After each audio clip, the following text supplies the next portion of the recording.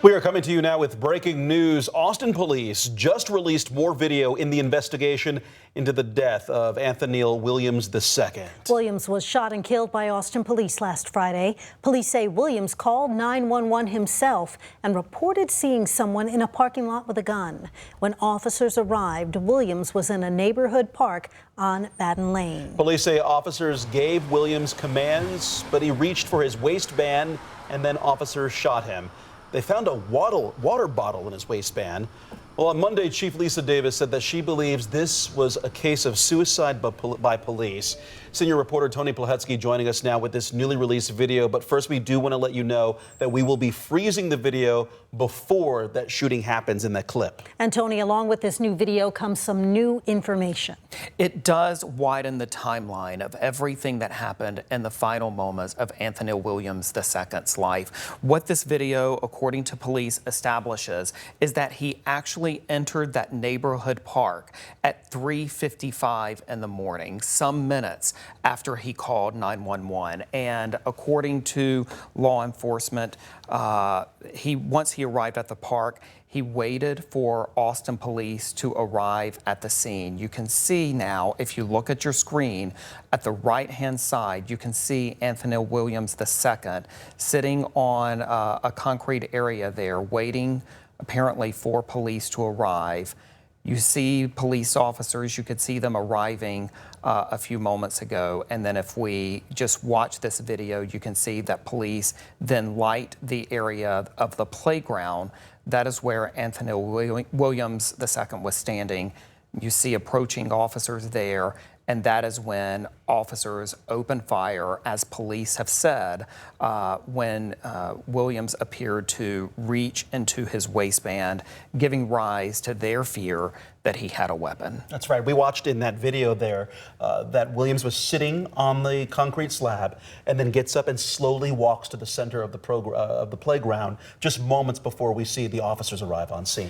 A few things about this video, too, that I think are incredibly striking is that Anthoneil Williams remained in that area for about 5 minutes before police arrived. So as you watch the video, you were watching literally the final minutes of his life, which underscores just the tragic nature of this whole incident. Mark and Quita, I also want to tell you too, this is video, this is not official police video. We know that authorities released body camera footage from one of the officers within hours of this incident occurring on Friday.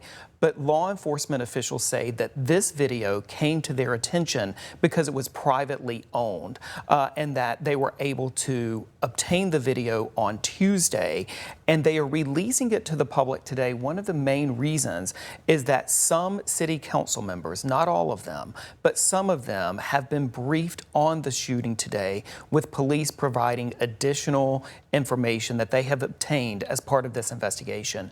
And what we understand to be true is that some city council members were shown this video today. And so given that, Police Chief Lisa Davis and her command staff, as well as other city officials, made the decision that this video, given that some public officials had seen it, some of our elected leaders had viewed it, that they wanted to then disseminate it to the public as well. And Tony, any idea when we could see the other two body camera videos? I know they released one. What about the other two?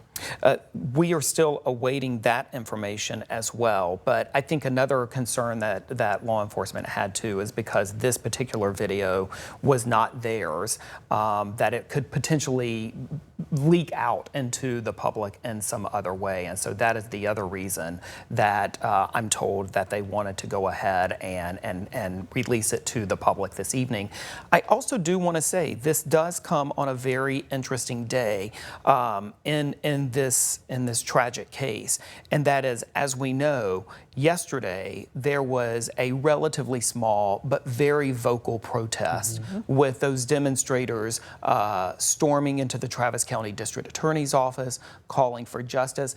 But also the release of this video comes just hours before the Austin City Council is set to consider the Austin Police Department budget on Thursday. And we know that a number of demonstrators and a number of opponents to the Austin police budget are also planning to be at Austin City Council and testify against some of the budget enhancements that Austin police are set to receive. One of their main arguments, they say, is that so much of that money that according to them goes to fund policing should be rerouted, should be diverted for mental health services in our community. And so that is also a discussion that the Austin City Council will be taking up as part of the Austin police budget discussions on Thursday. Tony, when we first began looking at this video, you told us it gives us some insight into the timeline here and some clarity as to what came first.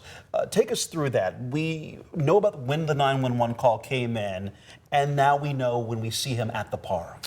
Right, and so certainly that gives rise to the question of his whereabouts when he actually made that 911 call. Was he in a position to actually be able to see what he said he saw? Of course, police say that he, called 911 in a way to lure law enforcement to that area. But according to police and what this video shows, it shows him arriving at the park at 3:55. The shooting actually occurred at 4:02. And so again, you can see Anthoneil Williams sitting on that retaining wall as law enforcement arrives at the scene, again, just underscoring the tragic nature of this entire unfortunate incident. And now another added piece of evidence here. Exactly, which underscores also why law enforcement say they wanted to release this video this evening. All right. Senior reporter Tony Plahetsky with new information, new video tonight in the shooting death of 17-year-old Anthoneil Williams II. And of course, we'll have much more for you on KVUE News at 10 o'clock and here streaming on KVUE+.